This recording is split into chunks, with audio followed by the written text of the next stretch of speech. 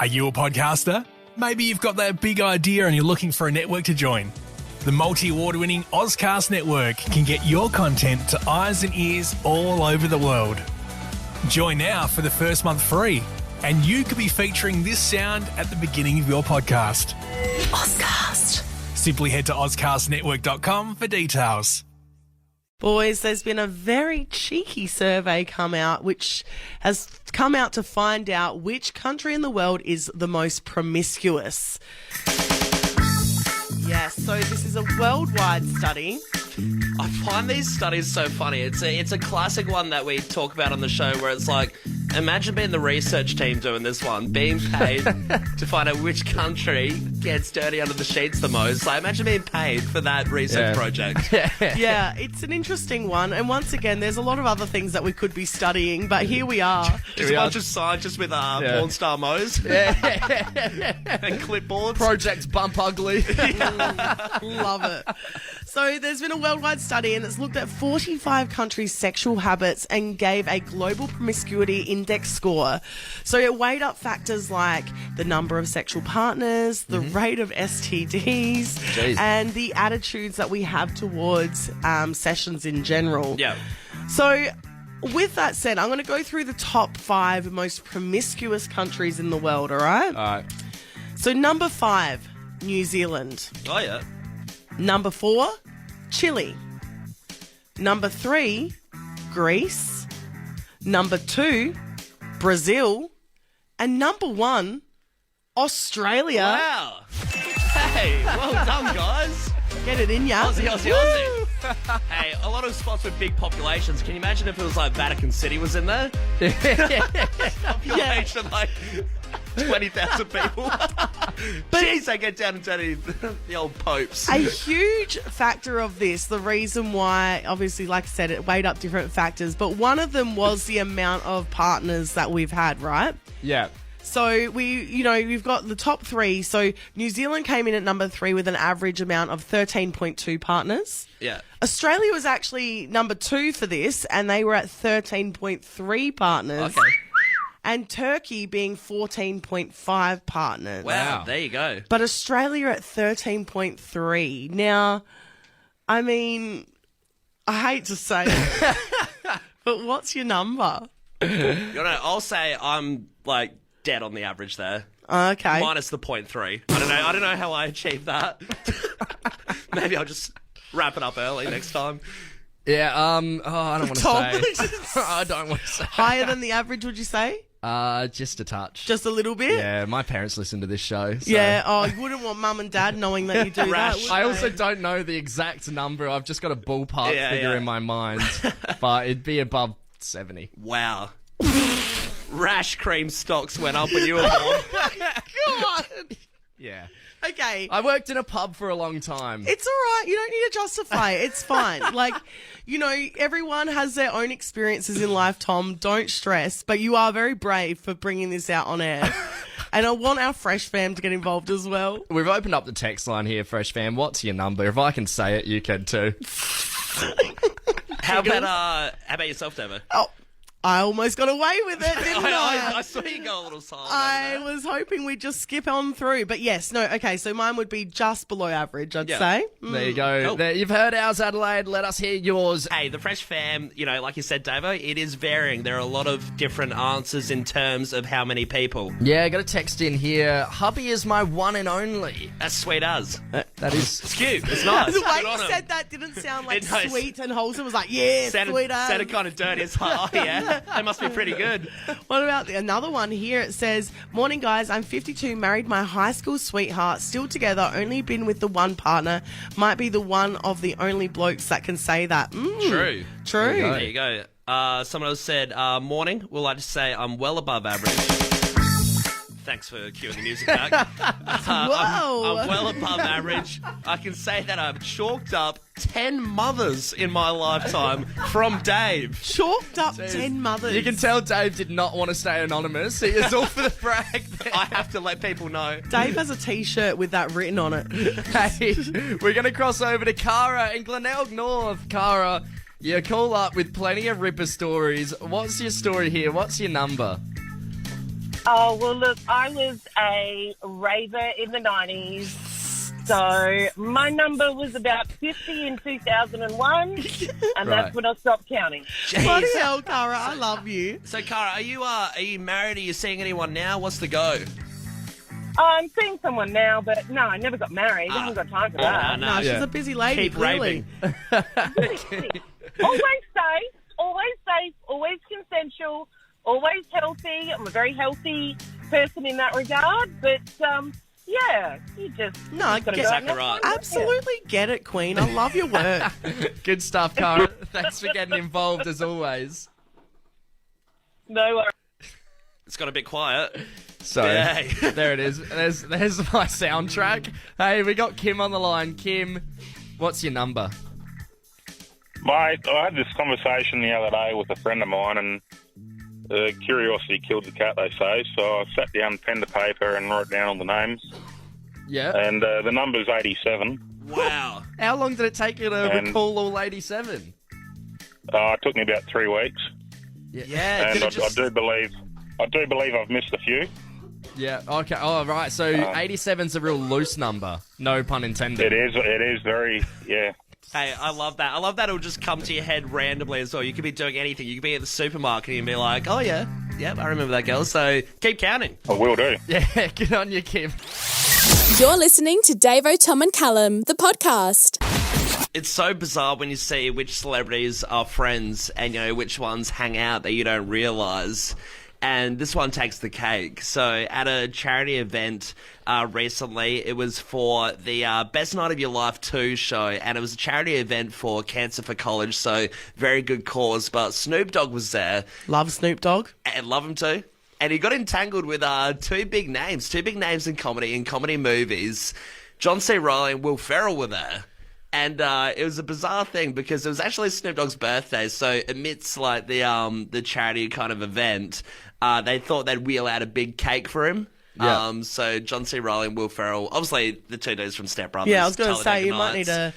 to... I know, we know that you're the movie buff, but not everyone is around the actors' names. Sure, well, it's, if you haven't seen Step Brothers, it's both of them. Your voice is like a combination of Fergie and Jesus. Yeah. Great Classic movie. quote. Such a good movie. Haven't seen them around for a while, to be fair, because they, I guess they've been off the grid a little bit from doing stuff together. But it's nice to see them both at this event, and they wheeled out this massive cake for Snoop Dogg and sung happy birthday to him and everything. It was pretty funny. Snoop Dogg was trying to have a puff on stage, and it ran out of juice. He didn't have any flame to it anymore, so he knelt over and lit it up on the birthday cake. On the candles. Yeah, midway his birthday celebration is like, hang on, this thing's out, and he just uses the candle cakes. Snoop, you're meant to blow out the candles.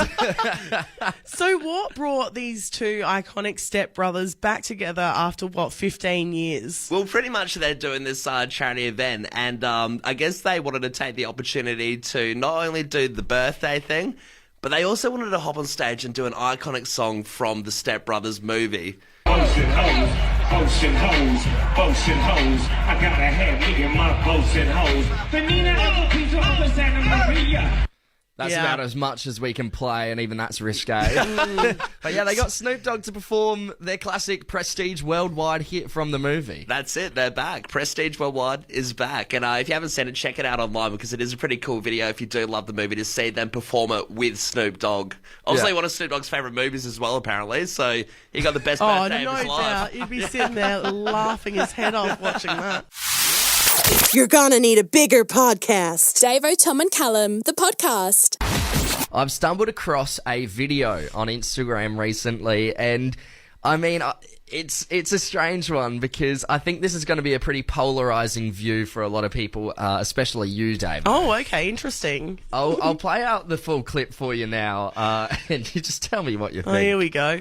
If I put the seat up to urinate and then put it down after I'm done, at your request, that is 2 seat repetitions per urinary event. This arrangement means that if you go into the bathroom, you can just sit down and urinate and leave with 0 seat repetitions per urinary event. Would it not then be a fair and equitable marriage arrangement, creating a scenario where we are both responsible for only 1 seat repetition per urinary event? Oh,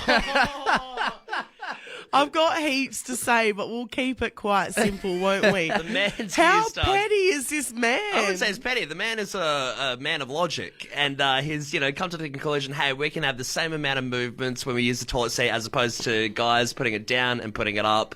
2 movements. For the sake of playing devil's advocate here, Davo. Oh yeah. Here we go.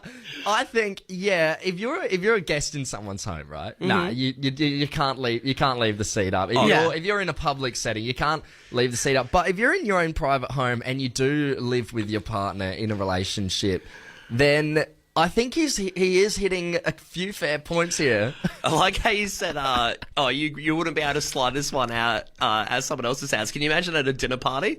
Just like trying to convince everyone at the table, like, no. Who left the seat up? Who didn't flush? Who's left the seat up? It's like, hang on, let me show you this video. So, Davo, I want to hear your opinion now. In terms of being in a relationship in your own home, if you have you have a partner, right? You're married, you're engaged, you're just dating, whatever. Thank you so much for believing in me for having all of those things. What do you think about this? The one seat repetition per person. I think if I've got a partner that is this petty, then I need to leave immediately. You need to evaluate some things. I just think I mean, we did speak about this briefly off air, but I do think the polite thing to do always for anyone is to put the full seat down. And I think we both have a bit of an agreement there. But for this argument's sake, of course. Yeah. Look. Pull your head in, mate. Like, women do a lot, and I think that if you're going to start striking off how many times you're moving the toilet seat up and down, you've got some issues. This man isn't in a relationship, I can tell you that much. All right, I want to open up the phone lines here. Is it okay to leave the seat up? I want to hear from all the women. I want to hear from all the men right now. Give us your views. Is it okay to leave the seat up? One other thing I will say, it's repulsive when you walk into a toilet and both seats are up.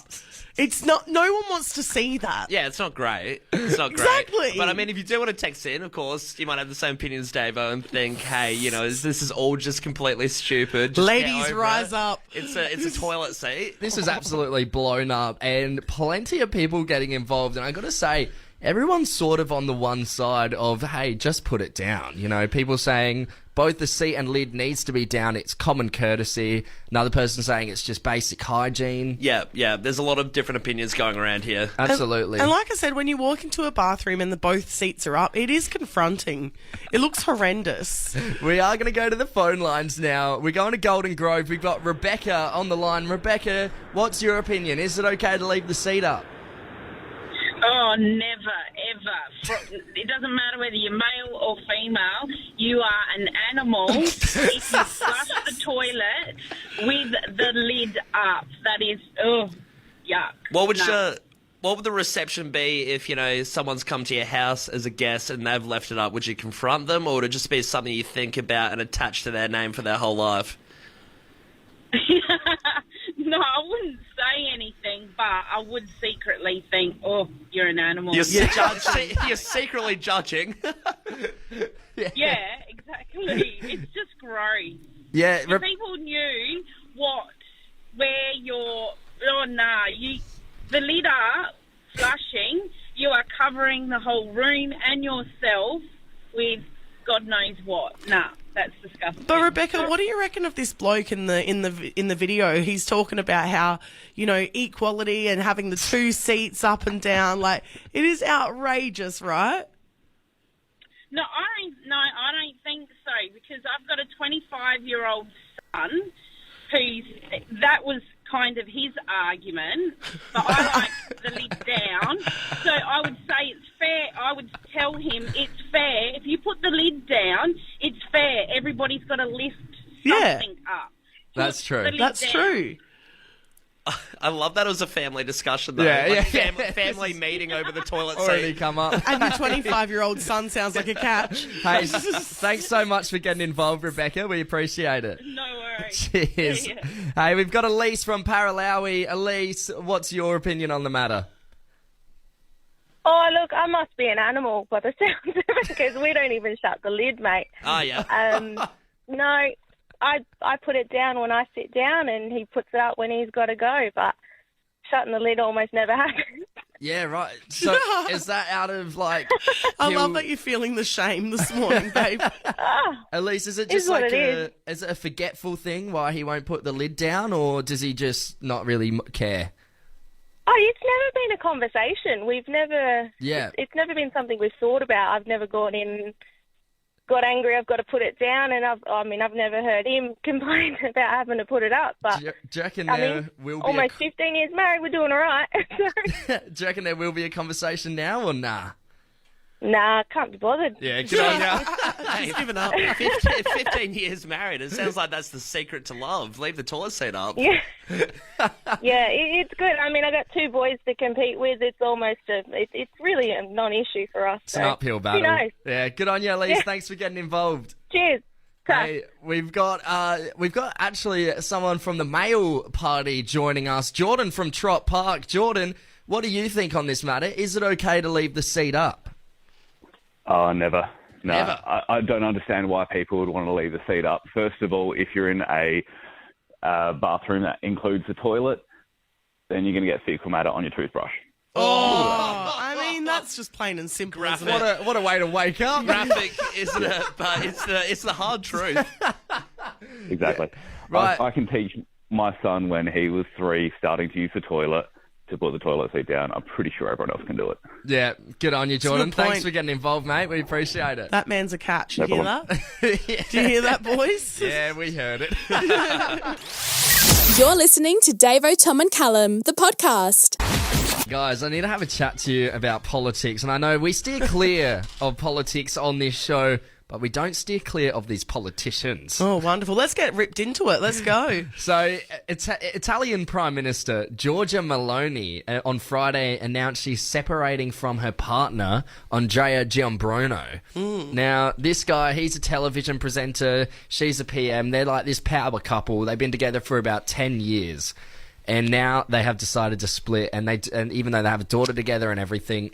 Okay, what's the source? Well, Andrea Giambruno has been caught off air talking to some female colleagues in a stranger way, saying things like to this one girl, new intern that came onto the show, "How do you do, darling? Do you know that this other person and I are having an affair?" And all of Mediaset, which is the news company he works for, knows about it. Now you do too. And he adds on, "We're looking for a third person, as we do threesomes, foursomes too, occasionally. Would you like to be part of our working group?" Now, this is all leaks, and now Giorgia Meloni, Italian PM, is splitting from him on the same weekend that her 1-year anniversary of being to power has come along. Jeez. What Jeez. a Prince Charming. There's a lot going on. Yeah, there's heaps going on. I like the coverage of the Italian politics as well. It's very juicy. We haven't seen something like that in Australia for a while. I mean, what I think is the funniest part of it all is that Giorgia Meloni, her politics is very far right, very conservative politician. This guy seems like the loosest guy ever. Yeah, this guy's out just, living the Italian lifestyle. He's walking around talking to Chicky Babe saying, "You want a pizza this?" Yeah, it seems like he can safeguard it though and be like, "Babe, it's Italian." Like, it's just it's Spaghetti how we, and meatballs. It's how we do. Oh my God. Davo, Tom and Callum podcast. Davo, Tom and Callum podcast. I'll have what she's having. Davo, Tom and Callum, the podcast. I feel like setting a trend really divides a person into whether they're going to be a bragger about it, Yeah. if you come up with a new trend, or if you're going to be someone who sits back and, doesn't say anything and lets their work just unveil, and that's where they get the pleasure from. You could be a bragger, or you could be like a Banksy and just see everyone admire everything, and, you don't intervene. You're just watching it unfold. But I saw the other day probably one of the biggest traits of a bragger, someone who thinks they've started a trend, which I most definitely know they haven't, and they've still bragged about it viciously. Right. Okay, So- you're staring at Tom. It's You're not staring Tom, at is it? me. It's not Tom. It's not you, Okay, Davo. okay. No, it was a random man. I was sweating a little bit just then. I was like, God, what have I Get said? the towel out. But when he said he was a bragger, I thought, is he looking in the mirror? Because that is absolutely right up to Callum's no crap. reflection in here. It's yeah. But I was Got the webcam on. I was in Zambrero Winking. the other day, and Yeah. I'm going up to order my burrito, and there's a man in front of me. And I don't know if you know, if you haven't been to Zambrero in a while, there is a new option on the menu for your burrito to be toasted. Lovely. It's great. It's Okay, great. yeah, I that got sounds it. good. It was awesome. It really compacts everything so it doesn't fall out, and it's it's really nice. And a little bit of crunch, no doubt. Yeah, it's awesome. But the guy in front of me, has noticed the toasted burrito on the menu, and he starts claiming to the Zambrero worker, the person behind the counter, saying, I was actually one of the first people to get the toasted burrito before it was even on the menu. So I was getting it and then he started explaining.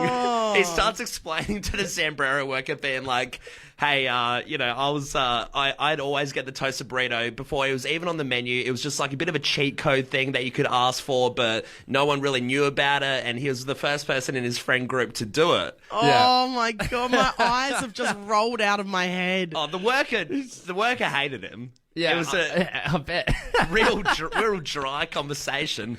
And then he proceeded Did he, when you asked for your toasted burrito, did he turn back and be like, "Yeah, mate, you know why I started that one"? He's patented it. Like, he wants a little bit of money every time someone gets a toasted burrito. He just comes up to me and he's like, "That'll be $2, mate." Wait, so did you follow the trend?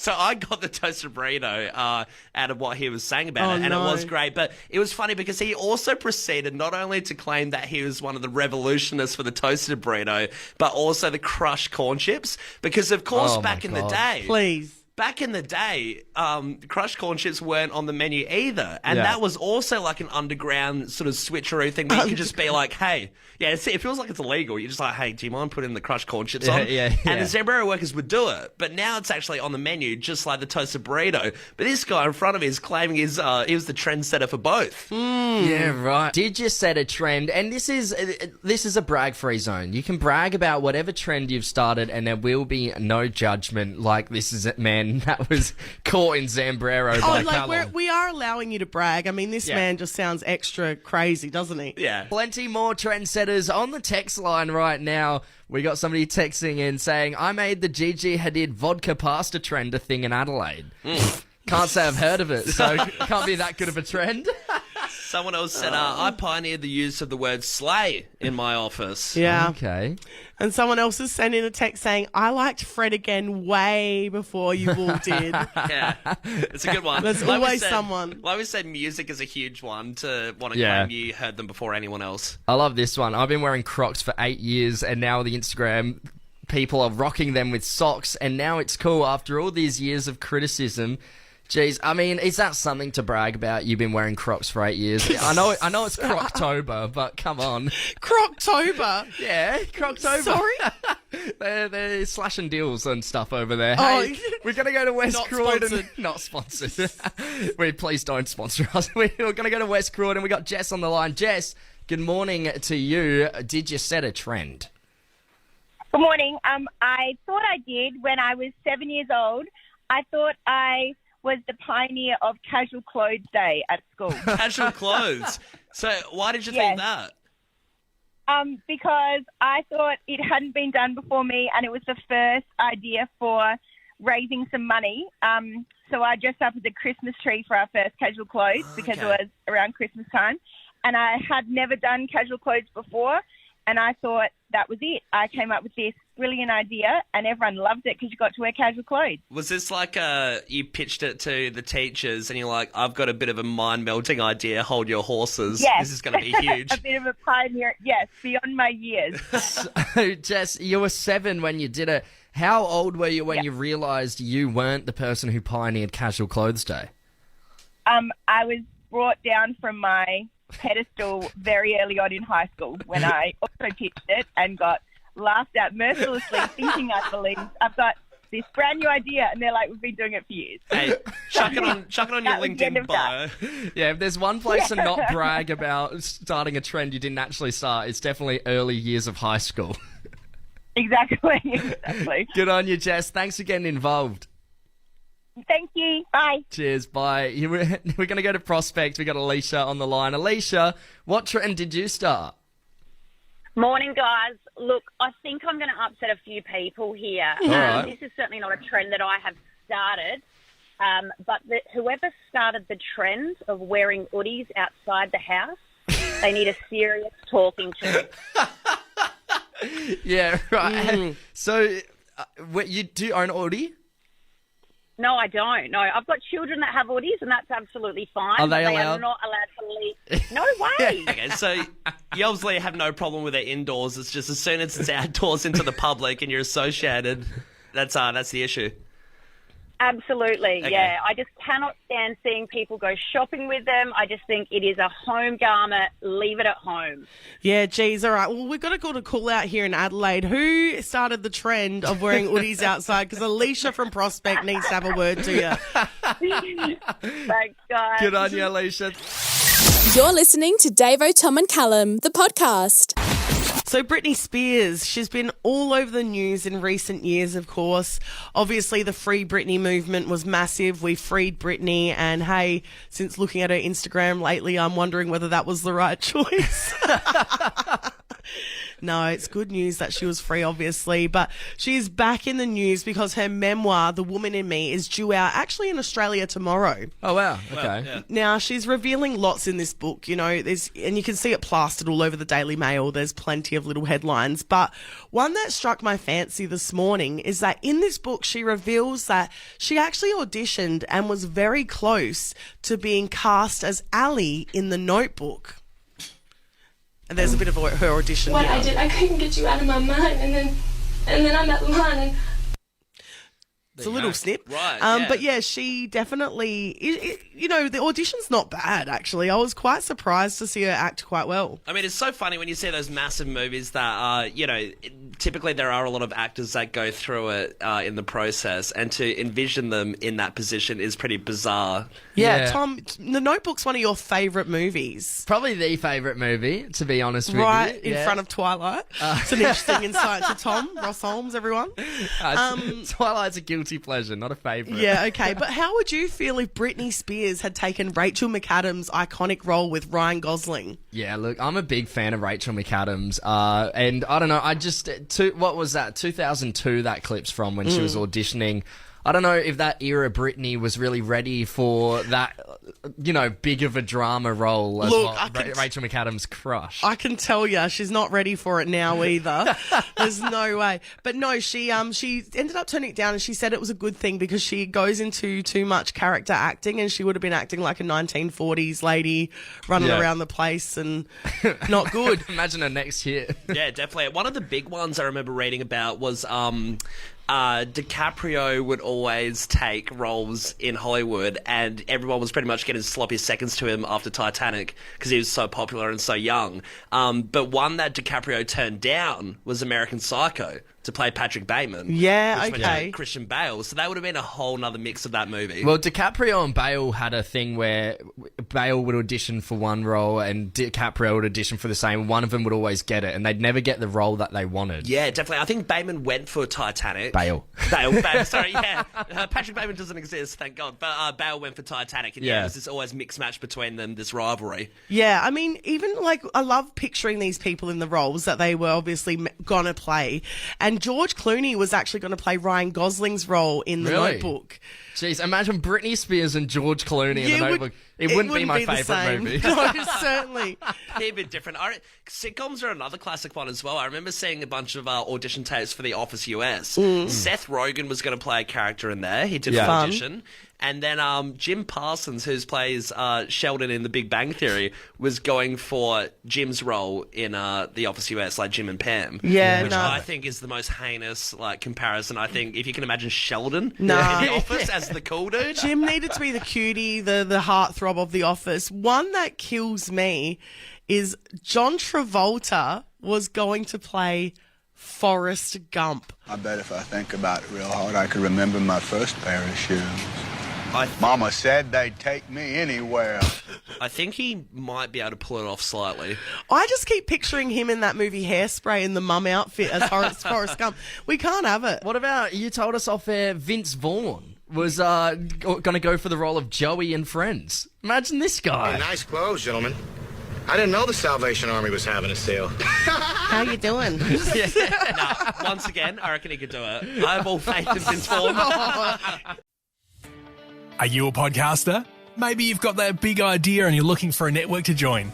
The multi-award-winning Ozcast Network can get your content to eyes and ears all over the world.